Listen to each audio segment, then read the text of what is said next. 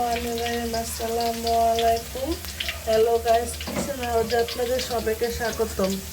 আশা করি আপনারা ভালো আছেন, আল্লাহর রহমতে আমিও ভালো আছি। আজ আমি কড়াইশুঁটির কচুরি বানাবো আর সাথে আলুর দম করব।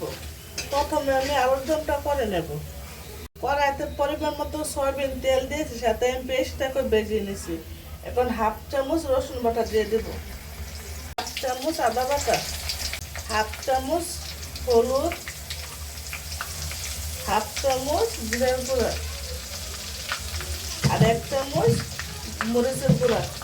এখানে একটু পানি অ্যাড করে দিলাম, মশলা পুড়ে না যায়। ভালো করে কাঁচা মরিচ আর কেটে টমেটো দিয়ে দিলাম, দিয়ে ভালো করে মশলাটাকে কষিয়ে নেব। ওগুলোকে আমি সিদ্ধ করে নিয়েছি, চুলাটা ফুলিয়ে নিয়েছিলাম। এখন আমি দিয়ে দেব, পরিমাণ মতো লবণ দিয়ে ভালো করে কষিয়ে নেব। কষানো হয়ে গেছে, এখন আমি একটু বুলেট করে দিলাম। এখন দিয়ে দেব ধনিয়া পাতা। দেওয়ার পর কিছুক্ষণ পর আমি আলুর দমটা চুলা থেকে নামিয়ে নেব। গাইস, আমার আলুগুলো একটু ভেঙে গেছে, আর একটু ঝোল লাগবো, কেন আলুটা পরে টেনে যাবে। কিছুক্ষণ পরে আমি নামিয়ে নেব। এখন আমি মটরশুঁটির কচুরি বানানোর জন্য এখন ময়দা দিয়েছি 3 কাপ, সামান্য পরিমাণ লবণ দিয়ে দিলাম, পরিমাণ মতো সয়াবিন তেল দিয়ে দিলাম। এখানে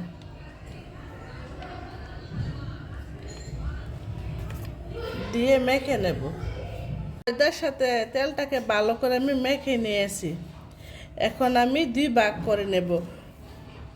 মটরশুঁটির কচুরি বানাবো আর লুচি বানাবো, এর জন্য আমি 2 ভাগ করে নেব। এগুলোকে বানানোর জন্য এখানে আমি মটরটিকে হাফ সিদ্ধ করে নিয়েছি, সাথে আদা দিয়েছি 2 পিস, কাঁচামরিচ, তার সাথে দিয়েছি চিনি, দিয়ে একটা পেস্ট বানিয়ে নিয়েছি। এখন আমি এগুলোকে দিয়ে দেব।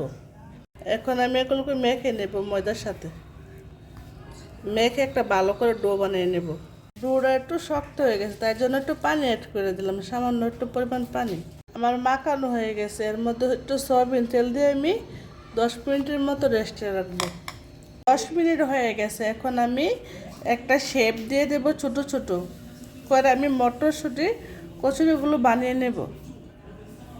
এরকম করে আমি সব শেপগুলো দিয়ে দেব। মটরশুঁটির কচুরি আমি বানিয়ে নিয়েছি, এখন আমি এগুলো তেলে ভেজে নেব। চুলাতে একটা পাইপিং বসিয়ে নিয়েছি, তেলটা গরম হয়ে গেছে, এখন আমি দিয়ে দেব।